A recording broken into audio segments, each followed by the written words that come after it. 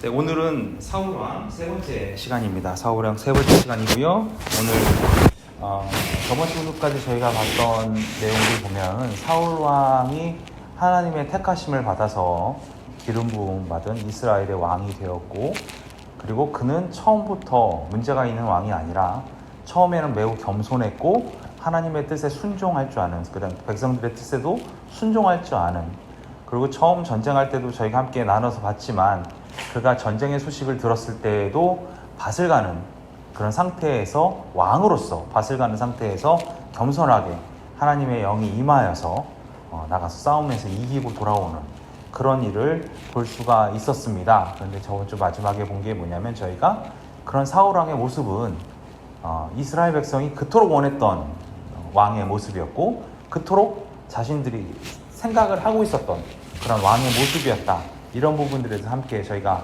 나눠봤었습니다.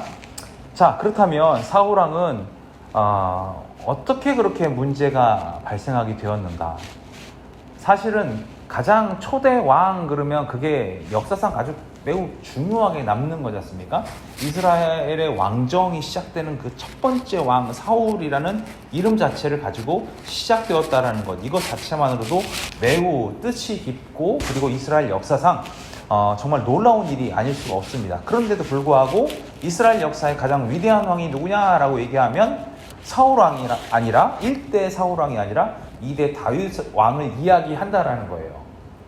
1대 사울왕이 가장 위대하고 가장 초대 왕으로서 이스라엘의 백성들의 신뢰와 신망을 얻었던 그 사울 왕이 하나님의 그 뜻에서는 벗어난 삶을 살았기 때문에 결국에는 그가 하나님의 손에서 멀어진 자가 되었고, 결국 2대 왕이었던 다윗이 하나님 손에 합한 자, 하나님 마음에 합한 자로서 더 이스라엘에게 위대한 왕으로 자리매김한 것이 아닌가. 자, 그렇다면 사울왕은 어떻게 몰락하게 되었는가라는 부분에 대해서 저희가 함께 나눠보려고 합니다. 첫 번째로 사울왕의 몰락은 이기심 때문에 시작됐습니다. 이기심이라고 그러면 별거 아닙니다. 저 사람이 나보다 좀 나은 것 같은데 좀 질투나고, 그 다음에 저 사람이 좀 나보다 괜찮은 것 같은데, 그러면 열심히 하세요, 제가 밀어드리겠습니다, 이렇게 할 수 있는 폭넓은 마음을 갖고 있는 사람이라면 그 모든 사람들을 자기 편으로 수용할 수가 있어요. 그런데 사울왕은 자신이 남들 머리 위에 있는 것처럼, 그러니까 왕으로서의 입장도 그렇지만 그가 통체도 좋고 얼굴도 잘생기고 소위 말해서 남들보다 머리 하나가 더 있을 만큼 키도 크고, 그런 또 첫 번째 왕이고 모든 백성들로부터 위대함을 다 독차지해야 함에도 불구하고 그렇지 못한다는 마음 하나 때문에 그렇지 않은 사람들, 나보다 모든 사람들은 다 낮아야 되고, 나보다 다른 사람들은 나보다 능력 있는 사람이 있어도 안 되고, 이런 생각들이 더 강하게 들어온 거예요. 그 이기심. 그래서 첫 번째 이기심은 뭐냐면 제사장의 역할도 내가 가져왔으면 어떨까라는 생각을 했던 것 같아요. 제사장의 역할도. 그러니까 주제 넘은 행동이라고 제가 표현을 했지만 사실은 제사장의 역할과 왕의 역할은 완전히 구분되어 있습니다. 당시에 제사장의 역할이라고 한다는 것은 그냥 저희가 생각할 때 제사장은 예배드리고 하나님 앞에 서 있는 사람, 이렇게 생각하면 안 되고, 그 당시 제사장이 누구였죠?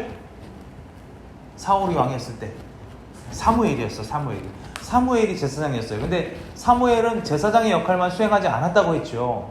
어떤 역할도 수행했다고 그랬죠? 사사 역할, 선지자의 역할도 같이 수행하고 있었잖아요. 결국엔 하나님 앞에 서 있는 사람, 하나님께 예배드리는 사람, 또 그 나라를 통치하는 사람, 이 역할까지 다 수행했던 게 사무엘입니다. 그리고 하나님의 명령을 들은 사무엘은 사울왕에게 이 전쟁을 이렇게 행하십시오 라고 분명하게 알려줬어요. 그런데 그 행동을 자신이 그 명령을 받은 그대로, 이것이 사람에게 받은 명령이 아니잖아요. 하나님께부터 받은 명령이잖아요. 하나님께서는 너는 이번 전쟁에 나와서 이렇게 해라 라고 분명하게 명령을 했음에도 불구하고 그대로 행하지 않지요. 어떻게 합니까? 사무엘상 10장 8절 보니까 뭐라고 되냐면, 너는 나보다 앞서 길갈로 내려가라. 내가 네게로 내려가서 번제와 화목제를 드리니 내가 네게 가서 내가 행할 것을 가르칠 때까지 7일 동안 기다리라. 안 기다려요. 기다리지 않습니다. 두 번째로 사무엘상 13장 8절 보니까 사울은 사무엘이 정한 기한대로 이레 동안을 기다렸으나 사무엘이 길갈로 오지 아니하매 백성이 사울에게서 흩어지는지라 두려운 거예요. 아까도 말씀드렸지만 사울이 가장 마음속으로 두려워하는 게 뭐였습니까? 사람들의 민심을 잃어버리는 거예요. 내가 가장 위대한 사람이 되어야 되는데 그렇지 못한 사람들이 다 없어지는 상황, 그걸 기다릴 수가 없는 거예요. 분명한 명령은 뭐였습니까? 기다리라. 기다리라. 이것이 명령이었어요. 그런데 사무엘이 계수한 시간과 사울이 계수한 시간이 조금 달랐던 것 같아요. 사울은 분명히 이래 동안 기다렸다고 성경은 기록하고 있거든요. 그런데 여기서 중요한 건 뭐냐면 기다리고 나서 뭐 한다고 얘기했어요? 내가 행할 것을 가르쳐 줄 테니 그대로 행하라 라고 얘기한 거예요. 그런데 그걸 기다리지 않은 거예요. 이 사울의 머릿속에서는 7일 동안 기다리라는 이 말 하나가 딱 꽂혀가지고 그 다음에 실질적으로 행해야 될 것들에 대한 것을 기다리지 못하는 거죠. 그러니까 어떤 일이 벌어집니까? 무엇을 듣고 행해야 함에도 불구하고 들은 거에 대해서 생각하지 않았다는 거예요. 그 인내심이 없었던 사울은 결국에는 하나님께 희생제사를 드려버립니다. 누가 해야 되는 겁니까? 제사장이 해야 되는 거예요. 사무엘이 해야 되는 거예요. 이건 분명한 역할의 분배가 있습니다. 그래서 제사장의 직분을 침범에 들어가죠. 이걸 다른 말로 얘기하면 어떻게 되는 거냐면 왕이 세워졌습니다. 당시에 과도기적인 그 상황이라고 했어요. 분명히 왕도 있었지만 왕과 누가 같이 있는 상황입니까? 사사가 같이 있는 상황이에요. 이 두 사람의 역할은 동등됩니다. 어떤 것도 침범해서는 안 되는 상황인 거예요. 그럼에도 불구하고 사울 왕은 사사의 역할을 침범합니다. 사무엘상 13장 9절부터 12절까지 보니까 사울이 이르되 번제와 화목제물을 이리로 가져오라 하여 번제를 드렸더니 번제 드리기를 마치자 사무엘이 온지라. 사울이 나가 맞으며 무난함에 사무엘이 이르되 왕이 행하신 것이 무엇이냐 하니 사울이 이르되 백성은 내게서 흩어지고 당신은 정한 날 안에 오지 아니하고 블레셋 사람은 믹마스에 모였음을 내가 보았으므로 이에 내가 이르기를 블레셋 사람들이 나를 치러 길갈로 내려오겠거늘 내가 여호와께 은혜를 간구하지 못하였다 하고 부득이하여 제 번제를 드렸나이다 하니라. 이렇게 얘기하고 있어요. 지금 사울의 핑계는 뭡니까? 백성들이 흩어지는 게 문제입니다.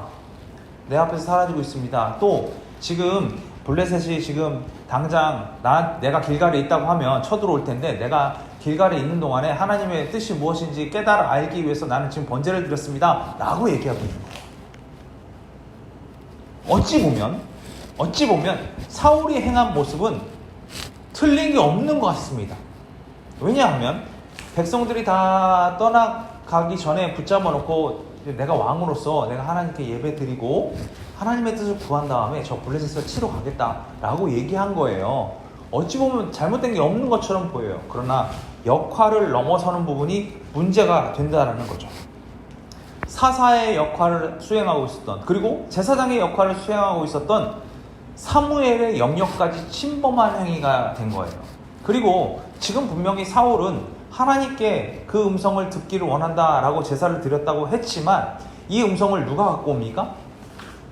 사무엘이 갖고 오는 거예요. 앞서 말했지만 분명히 사무엘은 사울에게 이렇게 얘기했습니다. 너는 나보다 앞서 길갈로 내려가라. 내가 내게로 내려가서 번제와 화목제를 드리리니. 이게 뭐예요?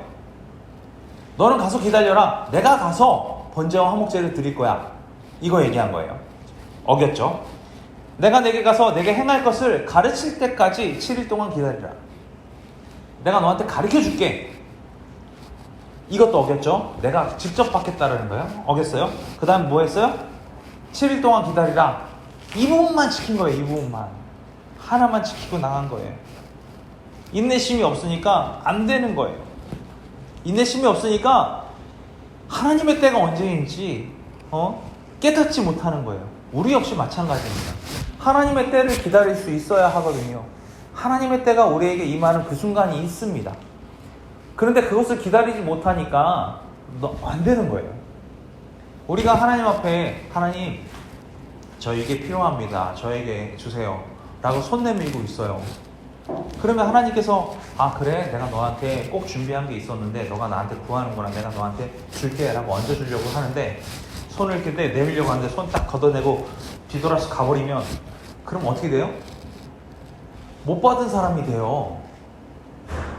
하나님은 분명히 나를 위해서 예비하고 준비하신 게 있으셔서 그래 네가 구하면 내가 줄게 라고 해가지고 구하길래 주려고 했더니 내가 뭐 한 거예요? 손을 걷어들인 거예요. 그러면 받을 수가 없잖아요. 우리는 인내심을 가지고 기다려야 합니다. 하나님께서 저와 여러분에게 원하시는 게 있어요. 뭔지 아세요? 하나님은 이미 우리를 향하여서 복 주기를 원하시고 은혜 베풀어 주시기를 원하시고요. 모든 걸 다 허락해 주기를 원하세요. 그런데 누가 안 찾는 거예요? 우리가 찾지 않는 거예요. 또요. 우리가 기다리지 않는 거예요. 그게 문제라는 거예요. 사울의 몰락은 바로 인내심이 무너진 것부터 이기심으로 시작해서 인내심이 무너진 것부터 계속 이루어지고 있는 거예요. 결국 하나님은 이런 사울을 어떻게 하시느냐? 왕위에서 내려오게 하시는 거예요. 폐위시키시기로 결정하신 거예요. 그래서 사무엘상 13장 14절 보니까 지금은 왕의 나라가 길지 못할 것이라 여호와께서 왕에게 명령하신 바를 왕이 지키지 아니하였으므로 여호와께서 그의 마음에 맞는 사람을 구하여 여호와께서 그를 그의 백성의 지도자로 삼으셨느니라 하고 이거 잘 이해하셔야 돼요. 사울에게 이 땅이 길지 않을 거예요. 왕의 시대는 길지 않을 거예요. 분명히 얘기했어요. 그 다음에 왜 그러냐면 왕이 하나님께서 명령해서 지키지 않았기 때문에 그렇습니다. 그 다음 말이 정말 무시무시하는 말인데 지금 왕은 사울입니다. 사울이 왕위에 있어요. 그런데 여호와께서 그의 마음에 맞는 사람을 구하여 여호와께서 그를 그의 백성의 지도자로 삼으셨느니라.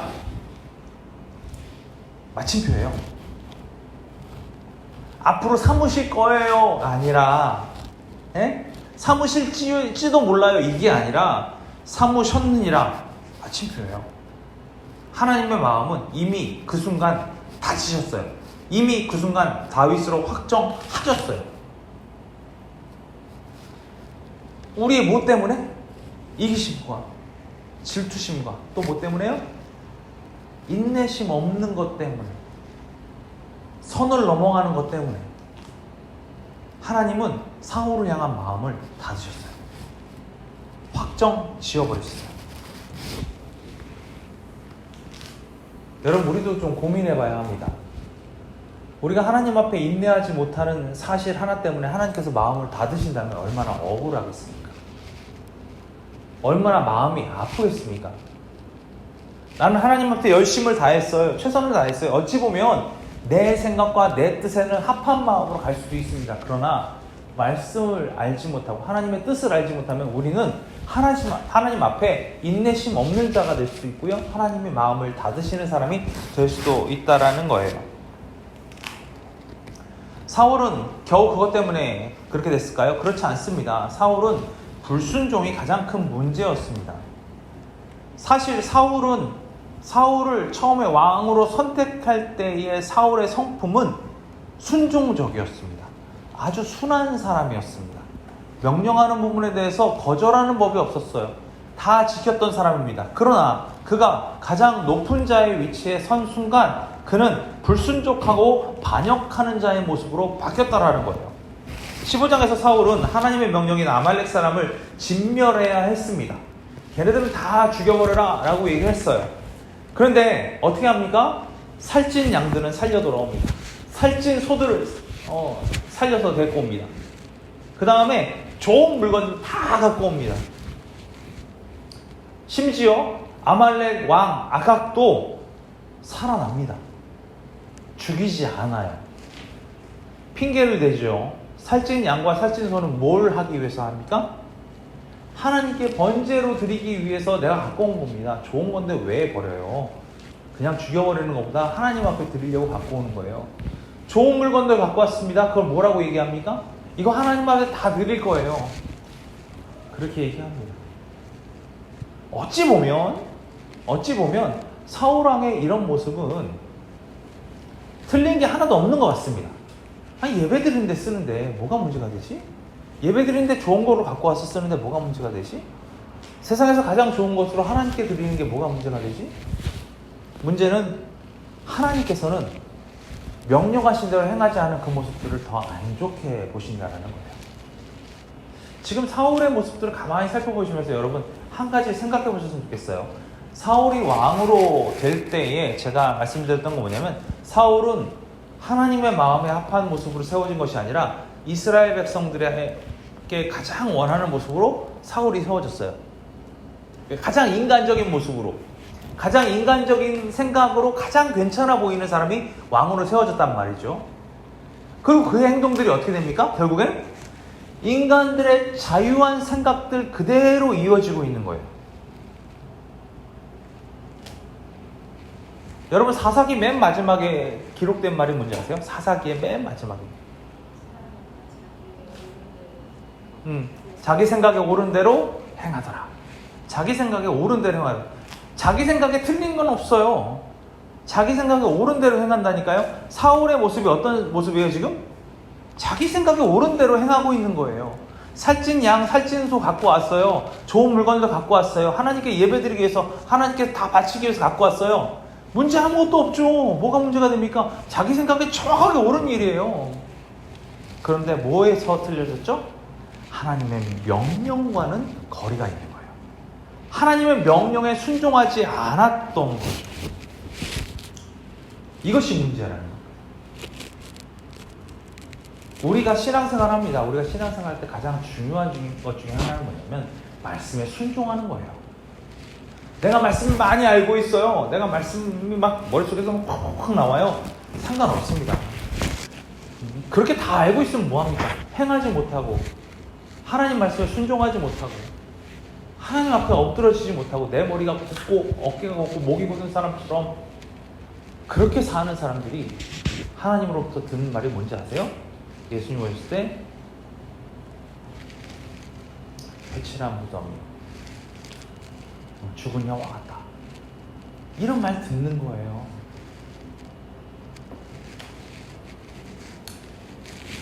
목이 곧고 마음이 곧은 자들이 어떤 일을 했다고 했어요? 선지자들의 목을 뱉다고 했습니다. 무시무시한 예언입니다. 우리는 말씀에 순종할 수 있어야 되는 거예요. 순종을 하지 않고 불순종한다는 것은 하나님께서는 어떻게 보셨냐면 반역행위로 보시는 거예요. 하나님을 떠난 사람으로 보시는 거예요. 그래서 하나님께서는 사울을 왕으로 세우신 것을 후회하기 시작하셨습니다.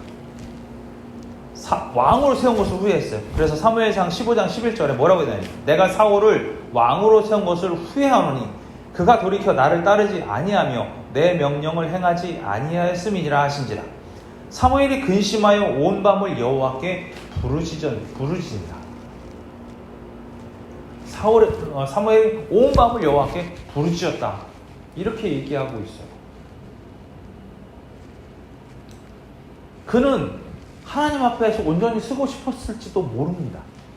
그는 하나님 앞에 진짜 하나님을 잘 따르는 왕이 되고 싶었을지도 모릅니다.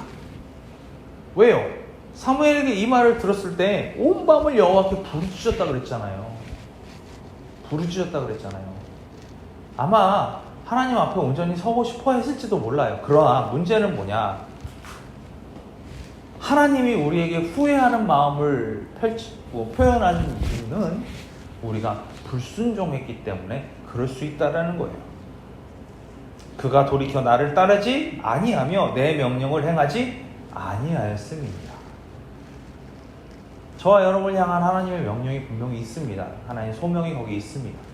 그 명령을 따르지 못하고 그 마음을 생각하지 못하면 우리는 여전히 사사기 맨 마지막에 기록된 대로 우리 생각에 옳은 대로 행동하는 사람들에 불과하게 되는 거예요. 그러니까 우리는 계속해서 말씀을 봐야 합니다. 말씀을 계속해서 챙겨봐야 하는 게 우리들의 몫이라는 거예요. 이처럼 하나님의 그 책망을 들은, 그리고 하나님의 소위 얘기해서 이제 하나님 손이 떠났죠. 떠난 그 사울.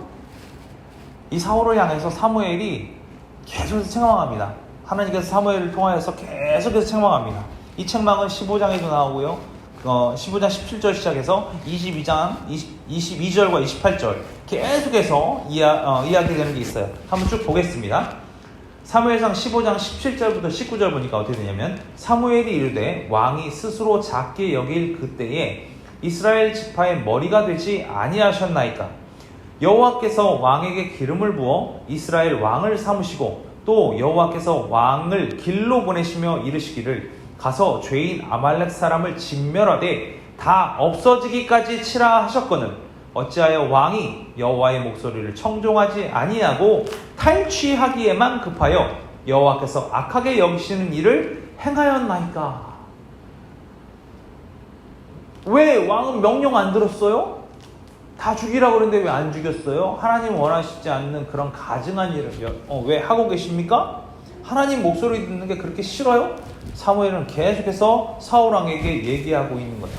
똑같이 22절과 23절 보니까 사무엘이 이르되 여호와께서 번제와 다른 제사를 그의 목소리를 청종하는 것을 좋아하심같이 좋아하시겠나이까. 순종이 제사보다 낫고 듣는 것이 순양의 기름보다 나으니 이는 거역하는 것은 점치는 죄와 같고 완고한 것은 사신 우상에게 절하는 죄와 같음이라. 왕이 여호와의 말씀을 버렸으므로 여호와께서도 왕을 버려 왕이 되지 못하게 하셨나이다 하니. 여러분 너무 잘 아시는 말씀입니다. 순종이 제사보다 낫고 듣는 것이 순양의 기름보다 나으니. 저는 여기까지는 이해가 됐어요. 근데 그 다음 말이 참 무섭습니다. 거역하는 것은 점치는 것 같아요. 하나님 말씀에 불순종하는 것은 점치는 것과 같아요. 마음이 완고해서 내가 행한 내 생각대로 그냥 밀어붙이는 그런 것은 어떤 것 같다는 거예요? 우상에게 절하는 것 같아요. 여러분 아시다시피 우상에게 절하는 건 하나님께서 가장 싫어하는 일입니다. 그리고 그 죄는 결국엔 우리를 지옥으로 이끌어 갈 수밖에 없는 거예요. 내 마음의 완고함이 어떤 것 같다는 거예요? 우상 숭배하는 것과 같다라는 거예요. 내 마음을 믿고 있는 사람에 불과하다라는 거예요. 하나님께서는 이렇기 때문에 사울왕에 대해서 아니다 라고 얘기하셨다라는 거죠. 28절과 29절을 보니까 사무엘이 그에게 이르되 여호와께서 오늘 이스라엘 나라를 왕에게서 떼어 왕보다 나은 왕의 이웃에게 주셨나이다. 이스라엘의 지존자는 거짓이나 변개함이 없으시니 그는 사람이 아니심으로 결국 변개하지 않으심이니이다 하니. 이제 마음 안 바꿔요. 사울왕은 끝입니다. 당신의 나라는 이제 당신에게 없고 그 분명히 하나님께서 원하시는 그런 왕보다 나은 왕의 이웃에게 전해줬습니다. 왕의 이웃이라는 게 뭡니까? 결국에는 왕의 이웃이라는 게 뭐예요? 이스라엘 백성 중에서 나온다는 거예요. 근데 이 말이 참 재밌는 게요. 여러분 사울은 어느 족속 사람이었죠? 베냐민 족속 사람이었잖아요. 다윗은 유다 족속 사람이에요. 이 두 족속이 어떻게 됩니까? 결국엔 남유다가 됩니다. 나머지는 다 북이스라엘이 되고요. 이 둘만 남유다가 됩니다. 여기 나온 이 이웃이라는 게요. 끝까지 갑니다. 언제까지? 멸망당할 때까지. 끝까지 갑니다. 사무엘은 계속해서 사울의 죄를 지적해주고 있습니다. 죄는 우리가 경험하는 것 같아서 이게 덮을 수가 없어요. 덮어지지가 않아요. 불가능합니다. 덮을 수가 없어요. 죄는 드러납니다. 누가 그러더라고요. 죄를 덮는 게 불가능한 이유는 죄가 우리가 상상하는 것 이상으로 크기 때문이다. 이렇게 얘기를 해요. 우리는 아주 작은 죄라고 생각하잖아요. 근데 우리가 생각하는 아주 작은 죄라고 생각하는 이 죄가 우리 눈에 보기에만 작은 것뿐이지 세상 사람들에게 보이는 쪽은 완전히 커서 이걸 덮을 수 있는 방법이 없다라는 거예요. 사울 역시 마찬가지입니다. 불순종하는 죄 한 번만 안 들었는데 왜 그게 어째서 내가 뭐 하고 싶은 게 그게 내 이득을 위해서 그런 거야? 하나님께 제사 드리고 하나님께 좋은 걸로 드리고 이런 거 하려고 내가 그런 거지? 내가 내 뭐 배부르려고 그런 거야? 이런 거라고 이렇게 말할 수도 있잖아요. 아니 인간적으로 변론하려면 분명히 그럴 수도 있어요. 그러나 이것이 가장 큰 문제다. 이 죄는 덮을 수 없는 문제다 라고 얘기하고 있는 거예요. 또 한 가지가 있어요. 사실은 이거 저와 여러분이 생각을 하셔야 될 거예요. 사울은 당시에 공인입니다. 가장 높은 자의 모습이었어요. 공인은 죄를 지면 안 돼요. 공인은 이 죄에 대해서 분명한 책임을 져야 합니다. 여러분 아시다시피 다윗도 죄를 졌죠. 다윗도 죄를 졌어요. 다윗이 죄를 졌으니까, 이 공인이 죄를 졌으니까 어떤 일이 벌어져요? 이스라엘 백성들이 고난을 받는 거예요. 백성들이 고통을 받는 거예요. 저와 여러분, 뭐 저는 목사니까 저는 공인이고 이제 뭐 다른 분들은 아닙니다. 여러분 다 공인이에요.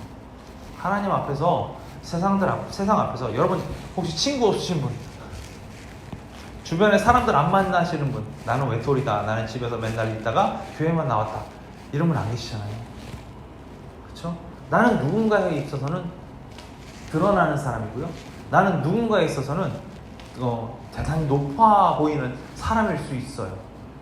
그 얘기는 뒤집어 놓고 얘기하면 뭐냐면, 나의 모습 하나 때문에 좌절하고 쓰러지고 상처받고 무너지는 사람이 존재할 수 있다는 거예요. 저와 여러분들은 공인으로서 하나님 앞에 서 있어야 됩니다. 순종하며 나아가고 있어야 됩니다. 우리가 그 사람은 사울 왕이니까, 다윗 왕이니까 아니에요. 똑같습니다. 우리도 마찬가지입니다. 자, 그리고 결국엔 또 계속해서 나오지만, 사울이 왕권을 뺏길 거라는 것을 계속해서 사무엘 입을 통하여서 하나님께서는 말씀하고 계십니다. 사무엘상 13장 14절 보니까, 지금은 왕의 나라가 길지 못할 것이라 여호와께서 왕에게 명령하신 바를 왕이 지키지 아니하였으므로 여호와께서 그의 마음에 맞는 사람을 구하여 여호와께서 그를 그의 백성의 지도자로 삼으셨느니라 하고 확정지었어요. 15장 28절에 사무엘이 그에게 이르되 여호와께서 오늘 이스라엘 나라를 왕에게서 떼어 왕보다 나은 왕의 이웃에게 주셨나이다. 확실하게 너는 이제 아니야 라고 마침표를 찍는 거예요. 자, 결국에는 하나님의 영에 감동되었던 사울, 그 사울에게서 하나님의 영이 떠납니다. 그리고 심지어 어떻게 되냐면, 여호와께서 부리시는 악령이 그에게 임합니다. 악령이 들어오는 거예요. 악령이 들어오니까 어떻게 됩니까? 번뇌하게 됩니다. 고민하게 됩니다. 머리가 복잡해지기 시작합니다. 사무엘상 16장 14절에 여호와의 영이 사울에게서 떠나고 여호와께서 부리시는 악령이 그를 번뇌하게 한지라. 힘들게 하는 거예요. 괴롭게 하는 거예요. 여러분 고민해 보십시오. 하나님의 마음에 합한 자의 모습들은 우리가 이렇게들 표현합니다. 그의 마음에 화평이 있는 자, 평안이 있는 자, 이렇게 얘기하잖아요.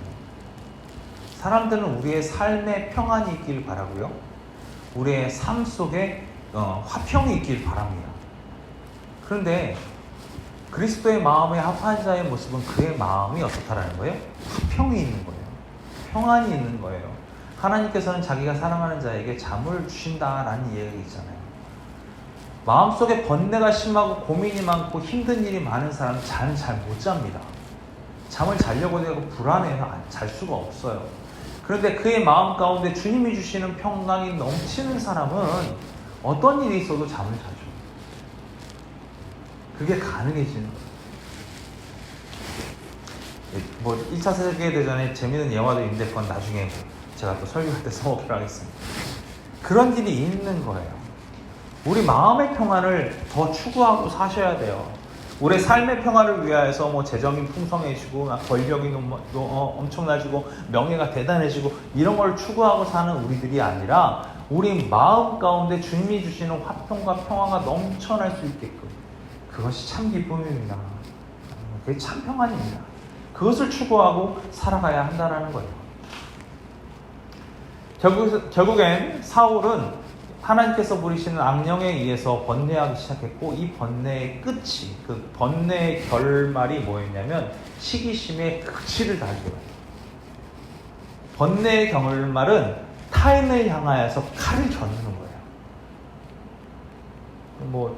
죄송하지만 얼마 전에 있었던 그 서현에서의 사건에서의 진술이 뭐냐면, 누군가 어떤 사람이 나를 죽이려고 해서 내가 먼저 공격하기 위해서 갔다라고 그가 진술하잖아요.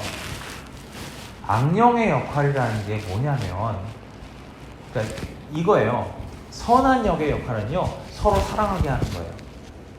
서로 품어주게 하는 거예요. 서로 아껴주게 하는 거예요. 심지어 내가 상처받을지라도, 심지어 내가 고통당할지라도 사랑하려는 마음을 주시는 게 선한 영이에요. 그런데 악한 영의 역할은 뭘까요?